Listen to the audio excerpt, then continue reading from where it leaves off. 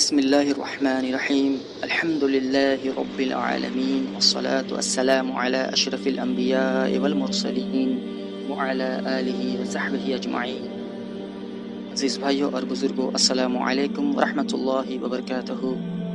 میں ضیاء احمد آپ تمام کو اس ویڈیو میں خوش آمدید کہتا ہوں۔ پچھلے کچھ دنوں سے مسلسل ایک خاص ٹاپک پر کافی ویڈیوز بنی ہیں اور سوشل میڈیا پر وائرل ہو رہی ہیں، جس میں ریپبلک آف ترکی کے بارے میں کافی چرچا ہے۔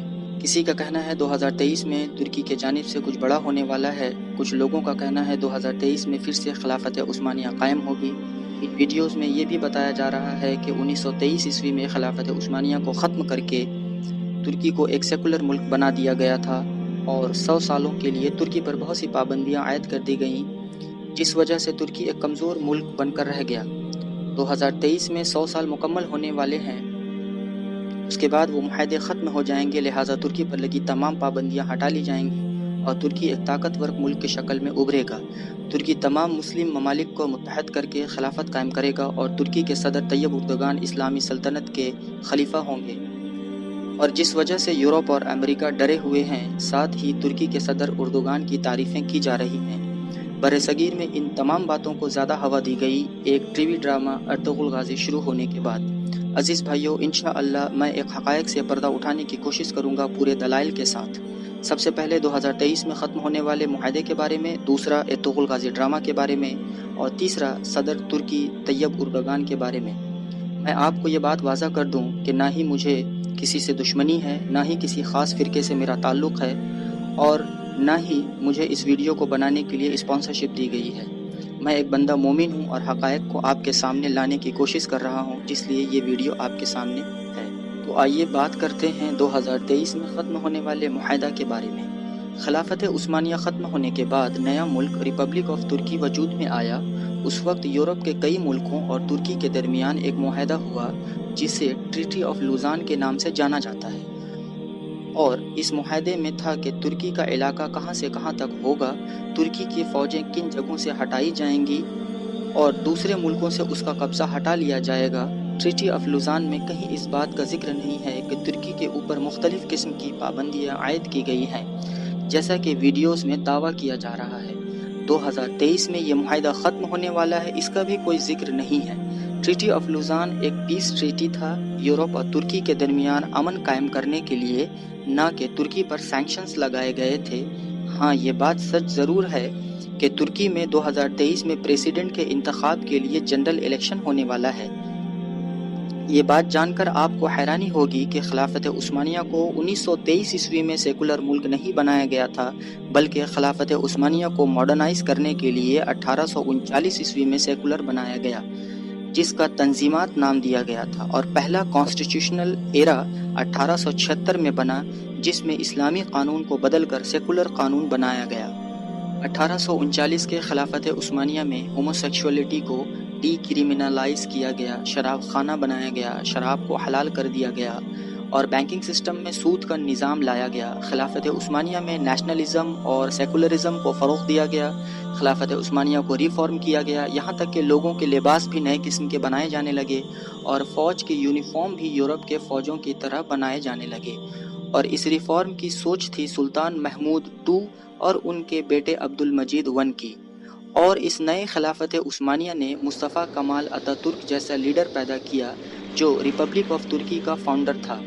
ترکی بننے کے بعد مصطفیٰ کمال اتا ترک نے نقاب، ہیڈ اسکارف، حجاب وغیرہ پر پابندی لگا دی، تمام مدرسوں کو بند کروا دیا، قرآن کی تعلیمات کو سیکھنا اور سکھانے پر پابندی لگا دی، عربی زبان پر پابندی لگا دی، اور ترکی زبان ہر کسی کو سیکھنا کمپلسری کر دیا گیا۔ اللہ نے اس زمین کی حکومت دی، جب اس زمین پر اللہ کے قانون کی خلاف ورزی ہوگی تو اللہ جب چاہے اسے چھین لیتا ہے۔ آج سیکس ٹریفکنگ میں ترکی ٹاپ ڈیسٹینیشن ہے، جہاں بہت سے ملکوں سے لڑکیوں کو ٹریفکنگ کر کے ترکی لایا جاتا ہے، جس میں ترکمنستان، ارمینیا، مولڈووا، کرزاکستان، Russia, Georgia, Ukraine, Azerbaijan, Romania, Kazakhstan, Belarus, Bulgaria اور انڈونیشیا جیسے ملک شامل ہیں۔ آج کے اس ترکی میں پروسٹیٹیوشن لیگل ہے، ہوموسیکشولیٹی لیگل ہے، شراب لیگل ہے۔ آج ترکی ہر سال $4 بلین لیگل پروسٹیٹیوشن سے کماتا ہے، یہ report Ankara chamber of commerce 2004 کی ہے۔ آئیے اب بات کرتے ہیں ارطغرل غازی ڈرامہ کے بارے میں۔ اس وقت یہ ڈرامہ برِ صغیر میں کافی مقبول ہے۔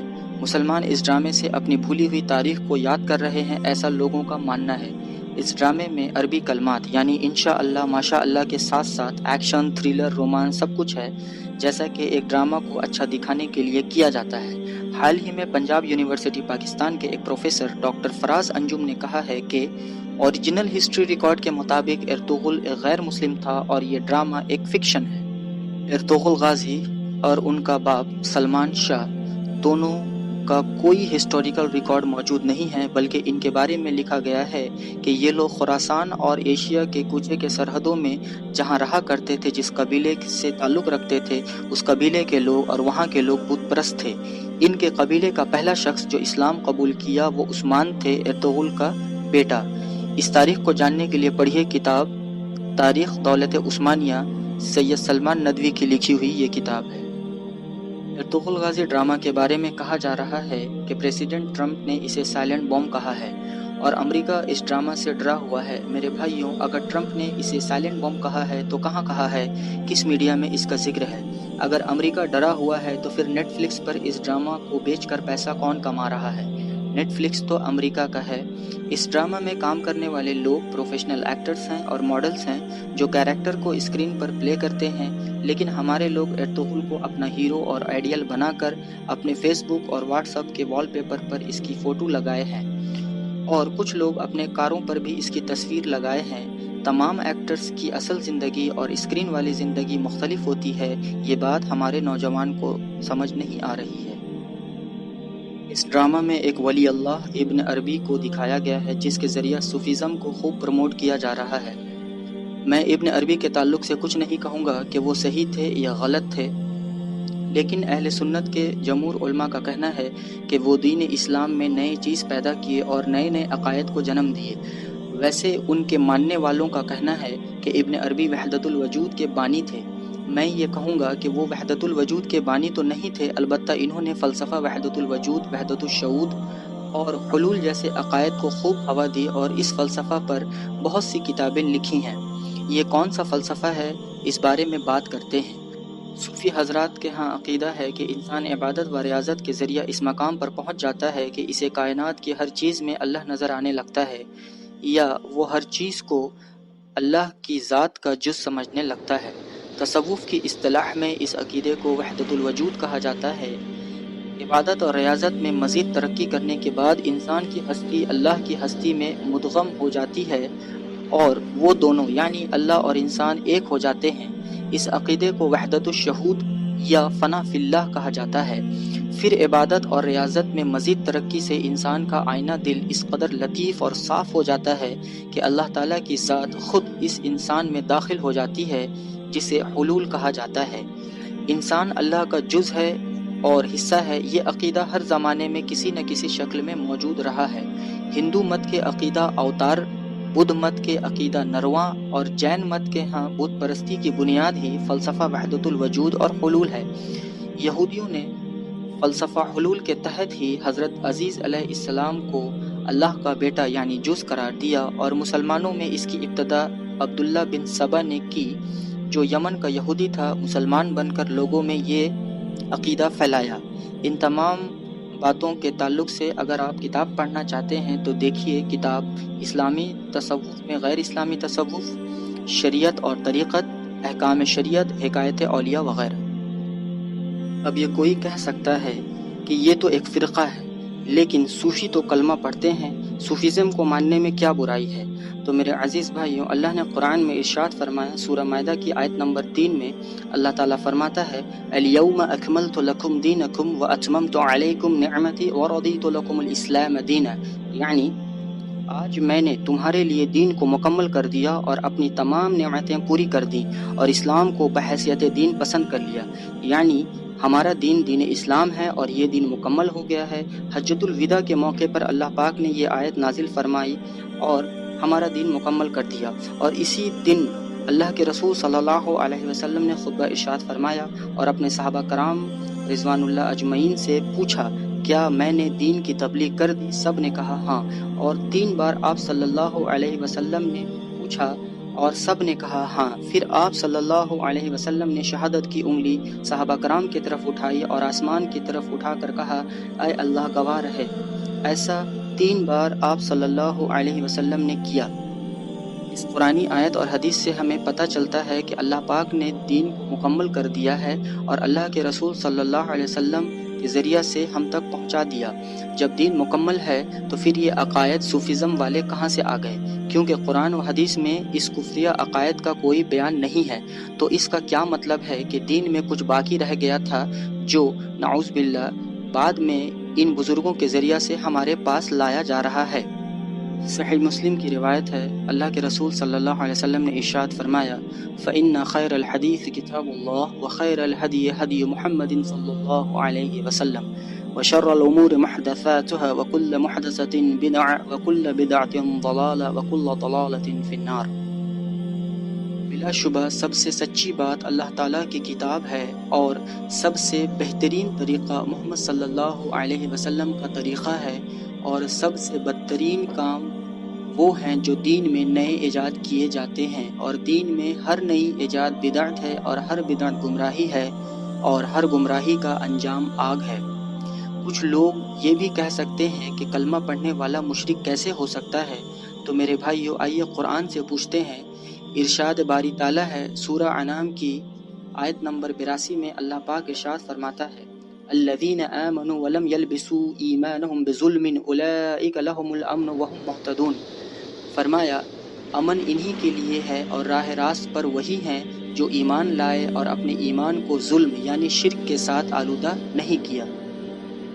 اس سے یہ بات ثابت ہوتی ہے کہ ایمان لانے کے بعد بھی لوگ شرک کر سکتے ہیں۔ اب فیصلہ آپ پر ہے، اسے شرک سمجھیں یا بدعت، اس عقیدے کو صحیح سمجھیں یا غلط۔ اور آئیے اب بات کرتے ہیں طیب اردوگان صدر ترکی کے بارے میں۔ ان کے بارے میں بتانے سے پہلے میں کچھ خاص بات آپ کو بتانا چاہتا ہوں۔ ایک آرگنائزیشن ہے جس کا نام ہے فری میسن، اس کا ترجمہ آزاد معمار ہے۔ معمار کہتے ہیں گھر کی تعمیر کرنے والے کو۔ یہ ایک خفیہ تنظیم ہے، دکھانے کے لیے یہ تنظیم لوگوں کی ترقی، چیریٹی، وومن امپاورمنٹ کی بات کرتی ہے، لیکن حقیقت میں یہ ایک سیکرٹ سوسائٹی ہے جو دنیا کو دھوکہ دے رہی ہے، دنیا کے ذہین ترین لوگوں کو پیسوں کے ذریعہ سے آگے بڑھاتی ہے، اسکالرشپ کے ذریعہ سے اچھی تعلیم لوگوں کو فراہم کرواتی ہے، اور ساتھ ساتھ ان کے برین واش کیے جاتے ہیں، پھر ان کا استعمال اپنے مقاصد کے لیے کرتے ہیں۔ ان لوگوں کے خلاف استعمال کرنے کے لیے پہلے سے سیکس اسکینڈل کا بھی ریکارڈ رکھتے ہیں۔ جب یہ لوگ اپنے ملک واپس جاتے ہیں تو اعلیٰ عہدوں پر فائز ہوتے ہیں، اور یہ لوگ فری میسن کے لیے کام کرتے ہیں، اور جو کام کرنے سے انکار کرے یا ان کے راز فاش کرنے کی کوشش کرتے ہیں تو وہ انہیں مار دیتے ہیں اور ان کی ویڈیوز کو لوگوں میں عام کر دیتے ہیں۔ یہ تنظیم کب، کیوں اور کیسے بنی؟ دکھانے کے لیے یہ تنظیم 1717 عیسوی میں انگلینڈ میں بنی، جو کسی مذہب کے لیے کام نہیں کرتی، لیکن یہ تنظیم اصل میں صلیبی جنگ کے وقت سے ہے۔ کروسیڈرز یعنی صلیبیوں نے جب مسلمانوں پر حملہ کیا اور 1096 میں یروشلم پر قبضہ کیا، اس وقت صلیبیوں کے درمیان ایک فوج کا گروپ تھا جس کا نام نائٹ ٹیمپلر تھا، اور وہ لوگ اصل میں یہودی تھے۔ ان کا کام تھا عیسائیوں کو مسلمانوں کے خلاف بھڑکانا اور لڑانا۔ جب یروشلم پر صلیبیوں کا قبضہ ہو گیا تو دھیرے دھیرے یہ نائٹ ٹیمپلرز اپنی حقیقت دکھانے لگے، تب عیسائیوں نے ان کو وہاں سے بھگانا شروع کیا، اور یہ نائٹ ٹیمپلرز اسکاٹ لینڈ میں جا کر پناہ لیے اور اسکاٹ لینڈ کی جنگ میں انگلینڈ کے خلاف لڑائی کیے۔ پھر جب انگلینڈ یونائٹڈ کنگڈم بنا تو اسکاٹ لینڈ انگلینڈ میں شامل ہو گیا۔ اب نائٹ ٹیمپلرز نے اپنے خون خرابہ کو چھپانے کے لیے 1717 عیسوی میں فری میسن نام کی ایک تنظیم بنا لی۔ یہی لوگ امریکہ کی آزادی کے لیے لڑے، اور US کے جتنے بھی فاؤنڈنگ فادر تھے، جارج واشنگٹن یا بینجامن فرینکلن، یہ سب کے سب فری میسن تھے۔ فری میسن نے سونا اور چاندی کے سکے کی جگہ کاغذ کے نوٹ بنائے اور اپنی مرضی کے مطابق خوب نوٹ بنائے۔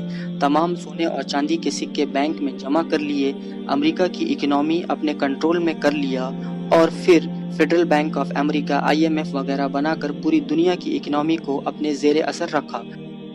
ڈالر کے نوٹ پر بنا پیرامڈ اور اس کے اوپر ایک آنکھ ہے، یہ فری میسن کا سمبول ہے، جبکہ US اور ایجپٹ کا دور دور تک کوئی واسطہ نہیں۔ برٹش کوٹ آف ایمبلم ان کا سمبول ہے، ون آئیڈ سمبول ہے اور چھوٹے چھوٹے کئی سمبول ہیں۔ فری میسن کا مقصد پوری دنیا میں ون آرڈر لا قائم کرنا ہے، اور جس کا حاکم ایک آنکھ والا ہوگا۔ ایک آنکھ والا انسان کون ہے؟ وہ ہے مسیح دجال۔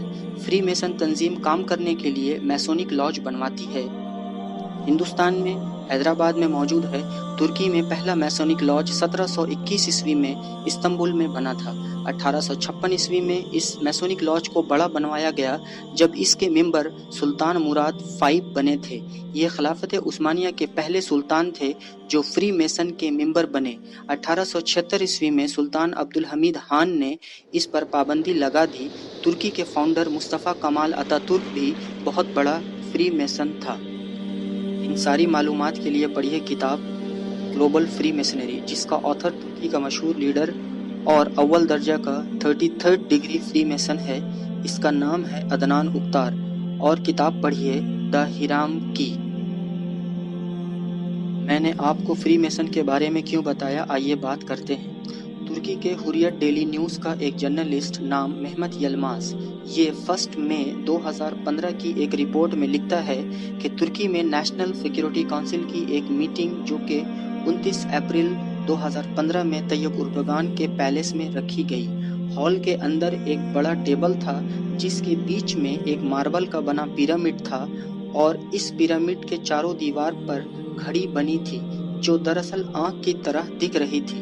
جرنلسٹ کہتا ہے کہ یہ محض ایک اتفاق کیسے ہو سکتا ہے کہ طیب اردوغان کو اس بارے میں پتہ نہ ہو اور کوئی اس کا نوکر اس ٹیبل پر یہ رکھ گیا ہو۔ نیوز چینل دا ملی کرونیکلز نے 6 جون 2020 میں ایک ویڈیو شائع کیا ہے جس میں سربین یوگوسلاوین ریسرچر جس کا نام دیجان لوچچ ہے۔ دیجان لوچچ پولیٹیکل سائنس کا ریسرچر ہے۔ اس نے کئی کتابیں لکھی ہیں جس میں freemasonry, conspiracy theory, secret society, Illuminati اور یہودیوں کے کالے کرتوت پر سے پردہ فاش کیا ہے۔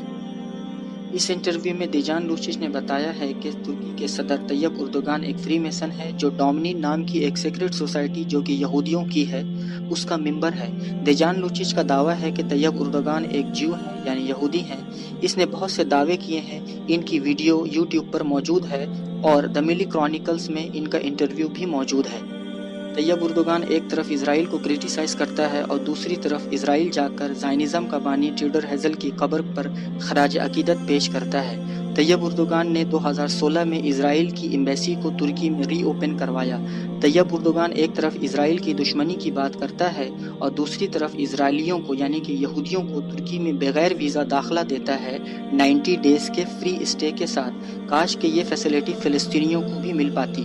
ترکی حال ہی میں اسرائیل کو میڈیکل ایڈ دیا ہے۔ اسرائیل اور ترکی کے تجارتی تعلقات ہیں۔ خود اسرائیل کے سابق وزیر اعظم کی زبانی سنیں جو یوٹیوب پر موجود ہے۔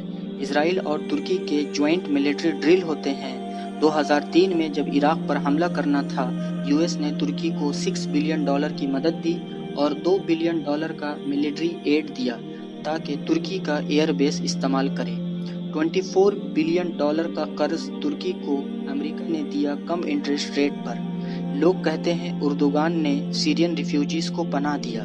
ہر ملک میں ریفیوجیز کو رکھنے کا کوٹا ہوتا ہے، اس لیے یو نے ترکی کو $8 بلین دیا سیرین ریفیوجیز کو پناہ دینے کے لیے۔